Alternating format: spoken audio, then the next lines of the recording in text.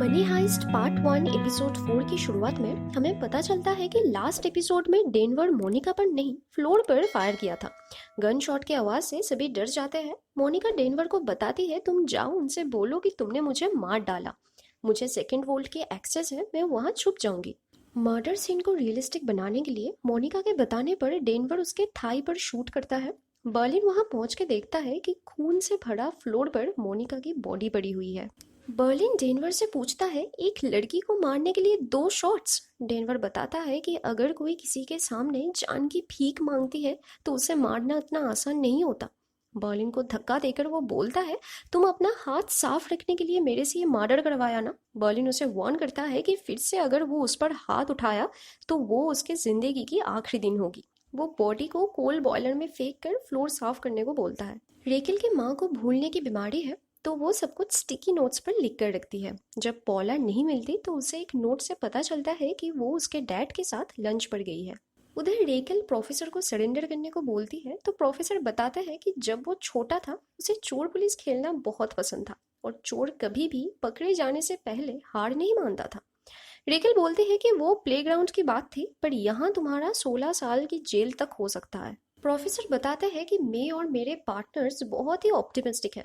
मुझे 18 टॉन्स का एक ट्रेलर ट्रक एंड उसे एस्कॉर्ट करने के लिए 2 टैंकर्स चाहिए। मलाइका शिप जो तुमने कुछ महीने पहले ही सीज की थी फॉर कोकेन ट्रांसपोर्ट, अभी वो फेरोल्स मिलिट्री पोर्ट पर है। उसमें सेंट विंसेंट का फ्लैग लगा होगा। वो जहाज भी मुझे चाहिए। रेखिल जब बोलती है कि ये रिक्वेस्ट एक्सेप्ट करना इजी नहीं होगा तो प्रोफेसर बताता है कि या तो तुम लोग मेरा पीछा छोड़ के ये रिक्वेस्ट मान लो या तो बिल्डिंग कोलैप्स के वजह से मासूम होस्टेजेस को मरते हुए देखो। मैं प्रॉमिस करता हूँ कि अगर हम सक्सेसफुली इंटरनेशनल वाटर्स तक जा पाए तो मैं 67 होस्टेजेस को सही सलामत रिलीज कर दूंगा। कसम से मुझे फिश, ओशन एंड सैंड ये सब एकदम पसंद नहीं है। मजबूरी में मुझे ये रास्ता चुनना पड़ा। तभी रेकेल की माँ साल्वा के फोन पर कॉल लगाते हैं। प्रोफेसर कॉल उठाते हैं तो वो बोलती है कि सुबह इसी नंबर से मेरी बेटी की कॉल आई थी। क्या तुम्हें पता है वो कहाँ है? उसे एक अर्जेंट बात बतानी है। उधर कॉर्नेल नार्कोटिक गैस की मदद से रॉबर्स को पकड़ने की बात करते हैं तो रेकेल बताती है कि वो लोग ऐसे सरेंडर नहीं करेंगे। इतने टाइम निगोशिएट करने के बाद रेकेल को सच पता लग जाता है। वो बताती है कि गैंगस्टर्स रॉबरी का बस एक इल्यूशन क्रिएट कर रहे हैं।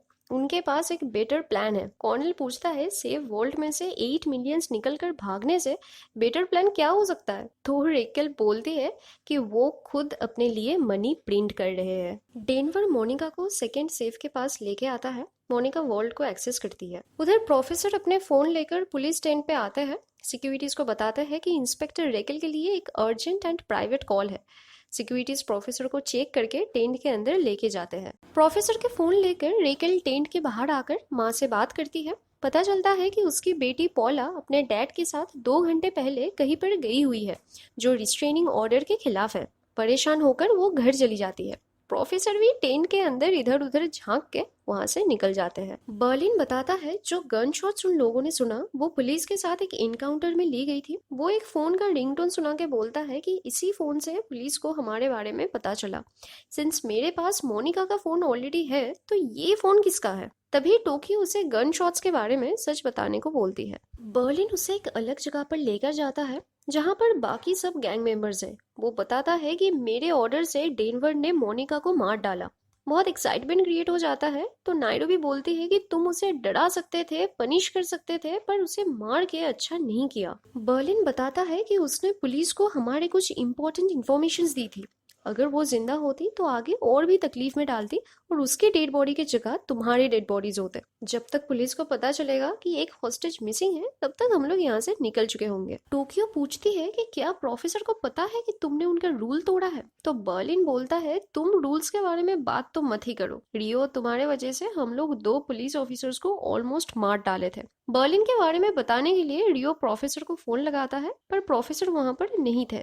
उसके बाद मॉस्को वहां आकर पूछता है कि इतना शोर क्यों हो रहा है। टोक्यो बताती है कि उसका बेटा डेनवर ने एक हॉस्टेज को मार डाला। ये बात वो यकीन नहीं कर पाते। उसे कुछ समझ नहीं आता, वो एकदम चुप हो जाता है। टोक्यो वॉइस ओवर पर बताते हैं कि मॉस्को एक अच्छा इंसान है। ये रॉबरी केस में आना नहीं चाहता था पर एक दिन उसे पता चला कि उसका बेटा डेनवर एक खतरनाक ड्रग डीलर के साथ फंस गया है।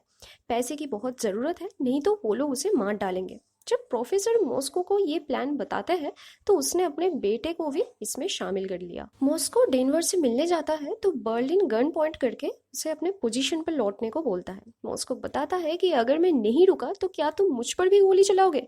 एक काम करो, एक एक करके सबको मार डालो, ऐसे इस हाइस्ट में बस तुम अकेला ही बचोगे। मॉस्को वॉशरूम का दरवाजा खोल के देखता है कि उसका बेटा डेनवर सिंक में खून साफ कर रहा है, तो उससे पूछता है कि क्या तुमने सच में उसका मर्डर किया? बर्लिन के सामने डेनवर को झूठ बोलना पड़ता है तो मॉस्को एंजाइटी अटैक से उसी खून से भरे फ्लोर पर गिर जाता है। नाइरोबी एंड बाकी सब आकर उसे एक सोफा पर लेटा देते हैं। उधर आर्थुरो रियो से पूछता है कि वो गन शॉट से कोई हर्ट तो नहीं हुआ ना? रियो सबके सामने झूठ बोलता है कि बस एक छोटा मोटा इनकाउंटर हो गया था, सब ठीक है। मैडम अपने स्टूडेंट्स को सलाह देती है कि ये लोग बस रॉबर्स है, कोई मर्डरर नहीं है। रेकल अपने घर आती है, माँ से मिलती है। किचन में जाकर देखती है कि पॉला अपने डैड के साथ है। वो माँ को बताती है कि डैड मुझे अम्यूजमेंट पार्क लेकर गए थे, हम दोनों ने बहुत मजे किए। पॉला के जाने के बाद वो अपने एक्स हस्बैंड के पास आती है, बोलती है कि मैं तुम्हें अरेस्ट करती हूँ कोर्ट के रिस्ट्रेनिंग ऑर्डर को डालने के लिए। तो वो बताता है कि पहले ही तुम मेरी जिंदगी बर्बाद कर दी, अब एक बच्ची को अपने डैड से दूर नहीं कर सकती। ये कहकर वो वहां से चले जाते हैं। इसके बाद साल्वा कैफे से उसको कॉल करके बताता है कि जल्दबाजी में तुम मेरा फोन लेकर चली गई थी, क्या मुझे अपना फोन वापस मिल सकता है? बर्लिन बाकी सबको अपना काम कंटिन्यू करने को बोलता है। इस सिचुएशन में डेनवर को बाथरूम का फ्लोर साफ करने को भी बोलता है। कि बर्लिन कुछ ज्यादा ही खड़ूस नहीं है, काम के अलावा इसको कुछ दिखता ही नहीं है। फ्लैशबैक में हम देखते हैं कि डेनवर अपने डैड मॉस्को के साथ अक्सर खुले आसमान के नीचे बैठ के बातें करते थे। डेनवर बताता है कि ये सब के बाद मुझे लग्जरी कार और स्टूडियो नहीं चाहिए, मैं चाहता हूँ कि हम दोनों एक आइलैंड पर जाएं जहाँ दोनों अच्छे से नींद ले पाएंगे। उधर रेकल प्रोफेसर को उसका फोन देने के लिए कैफे में मिलकर माफी मांगती है, तो प्रोफेसर बताते हैं कि कोई बात नहीं, मेरे फोन में वैसे भी किसी का कॉल या मैसेज नहीं आता, क्या तुम्हारी बेटी पॉला ठीक है? रेकल पूछती है कि मैंने तुम्हारा फोन चुराया, तुम्हें ऑलमोस्ट अरेस्ट कर लिया और तुम्हें मेरी पड़ी है। प्रोफेसर बताते हैं कि तुमने मेरा फोन एक्सीडेंटली ली थी एंड वो अरेस्ट वाला इंसिडेंट तो बहुत ही फनी सा था। तो रेकल बताती है कि लाइफ में कुछ भी ठीक नहीं है और उससे कुछ पर्सनल बातें शेयर करती है। इधर डेनवर कुछ बैंडेजेस एंड एंटीबायोटिक्स लेकर मोनिका के पास आता है उसके ट्रीटमेंट करने के लिए। वो बुलेट को बाहर निकालने की बात करता है तो मोनिका डर जाती है, बताती है कि तुम कोई डॉक्टर नहीं हो, ये सब मत करो। डेनवर पूरा कोशिश कर रहा है मोनिका को ठीक करने की, तभी वॉल्ट के बाहर ओस्लो आ जाता है। वो दोनों डर जाते हैं, ओस्लो को कुछ पता नहीं लगता, वो वहां से चला जाता है। डेनवर को लेके मॉस्को को हेलुसिनेशंस होता है। सोफे से उठकर वो बाहर आता है, खुद को पुलिस के हवाले करने के लिए विदाउट मास्क मींट का दरवाजा ओपन कर देता है। बाहर सिक्योरिटी फोर्स अपने पोजीशन पर आ जाते हैं। डेनवर अपने डैड के ऊपर कूद पड़ता है, किसी भी तरह फेस ढकने की कोशिश करता है। मॉस्को रिग्रेट के साथ बोलता है कि सब मेरी गलती है, मुझे तुम्हें इसमें शामिल नहीं करना चाहिए था। तो डेनवर सच बताता है कि मोनिका जिंदा है, मैं उसे छुपा के रखा हूँ। पुलिस ये सब रिकॉर्ड करते हैं। एक स्नाइपर शॉट लेने वाला था, तभी टोक्यो दरवाजा क्लोज कर देती है। मॉस्को हाइपर वेंटिलेट होकर बोलता है कि उसे फ्रेश एयर चाहिए। उधर रेकल अपने स्टोरी में आगे बढ़ते हुए कहती है कि मैं एक चार्मिंग एंड इंटेलिजेंट मैन से प्यार कर बैठी थी। जब वो मुझे अपना प्रोफाइल पिक्चर हटाने को बोला, जॉब में मिनी स्कर्ट पहनकर जाने से रोका, तो मुझे लगा कि वो एक औरत को प्रोटेक्ट करने की कोशिश कर रहा है जो मर्द के दुनिया में काम करती है। अपनी लाइफ को एक हॉरर फिल्म से कंपेयर करके वो बताती है कि एक दिन आवाज ऊंची करके चिल्ला के मेरे ऊपर हाथ उठाता है फॉर द फर्स्ट टाइम। ऐसे ही बहुत बार होने के बाद मैंने उसे डिवोर्स दे दिया। प्रोफेसर पूछते हैं कि क्या तुमने उसके खिलाफ रिपोर्ट नहीं किया?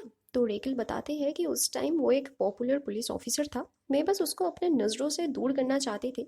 मैं 9mm के पिस्टल कैरी करती हूँ पर मुझे खुद का ख्याल रखना नहीं आता। वो आगे बताते हैं कि असली ड्रामा तब शुरू होता है जब मेरी बहन उससे प्यार कर बैठती है। वो दोनों डेट करने लगे और तब मैंने कोई एविडेंस के बिना ही इतने साल बाद उसके खिलाफ रिपोर्ट की।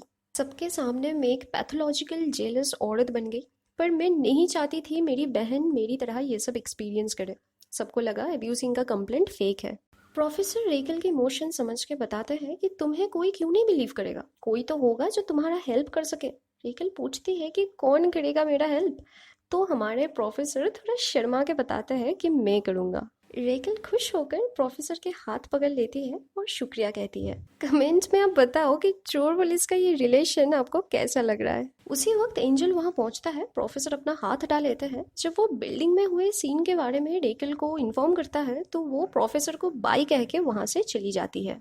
प्रोफेसर को पता लगता है कि फिर से उसके बच्चों ने कुछ गलत किया है। जल्दी से बिल पे करके वो भी वहां से निकल जाते हैं। डेनवर सभी होस्टेजेस को बस 10 मिनट के लिए रूफटॉप पर जाने को बोलता है। हमारा आर्तुरो फिर से अपना जुबान चलाता है, पूछता है कि क्या ये सब पुलिस को डिस्ट्रैक्ट करने के लिए कर रहे हो। डेनवर बताता है कि मेरे एक फ्रेंड को खुली हवा की जरूरत है, ह्यूमैनिटी के खातिर तुम लोग ये करो। आर्तुरो पूछता है कि गन शॉट की वजह से वो बीमार हो गया ना, तुम लोगों ने किसी को मार दिया ना। डेनवर परेशान होकर उसके मुंह में पिस्टल डाल देता है। मॉस्को उसे शांत करवा के बोलता है कि तुम्हें मेरे लिए ये सब करने की जरूरत नहीं है। डेनवर बताता है कि जब माँ मुझे छोड़कर चली गई थी तब से तुम्हें सांस लेने में तकलीफ होती है। मुझे याद है तुम रोज बैल्कनी में जाते थे खुली हवा पाने के लिए। चलो कुछ ही सेकंड की बात है, उसके बाद हम फिर से अंदर आ जाएंगे। स्नाइपर्स अपने पोजीशन लेकर बैठे हैं, पुलिस उनके मूवमेंट के बारे में बातें कर रहे हैं। प्रोफेसर ये बातचीत सुनकर बार्लिन को कॉल लगाकर पूछते हैं कि ये सब क्या हो रहा है, ये तो मेरे प्लान के अकॉर्डिंग नहीं है। बर्लिन बताता है कि मॉस्को कुछ फ्रेश एयर लेने के लिए सभी होस्टेजेस के साथ छत पर गया है विथ फेक गन्स। बर्लिन को रियो, टोक्यो एंड नायरोबी गन से घेर लिया है। वो बताता है कि अगर तुम्हें अपना दिमाग ठंडा करना नहीं आता तो करोड़पति बनने के बारे में भूल जाओ, खुद को प्रोफेशनल बनाओ। नायरोबी एक पैसा हाथ में लेकर बर्लिन से पूछती है कि क्या तुम्हें ये प्रोफेशनल नहीं लगता? बैंक के नोट से मेरे बनाए हुए नोट ज्यादा अच्छा है, क्योंकि बहुत प्यार से बनाई है मैंने। तुम ये नहीं समझोगे, एक लुटेरा से पहले डेनवर एक बेटा है। ऐसे ही बर्लिन को बहुत बातें सुनाती है। उधर मॉस्को एक बार और मर्डर के बारे में पूछता है तो आर्तुरो वो सुन के बहुत हाइपर होकर मोनिका के बारे में पूछता है। बातों बातों में सिचुएशन बहुत गंदा हो जाता है तो डेनवर मॉस्को को बोलता है कि हमें होस्टेजेस की तरह एक्ट करना चाहिए, हमारे चारों ओर स्नाइपर्स हैं। वो बाकी सबको भी अपने घुटनों पर बैठने को बोलता है। आर्तुरो को भी बताता है पर वो सुनता नहीं, कंटिन्यूअसली मोनिका को लेके एक ही बात दोहराता है। दूर से पुलिस को लगा कि एक गैंगस्टर होस्टेजेस को मारने की धमकी दे रहा है। इंस्पेक्टर रेकल के ऑर्डर से स्नाइपर आर्तुरो पर अपना निशाना लगाता है।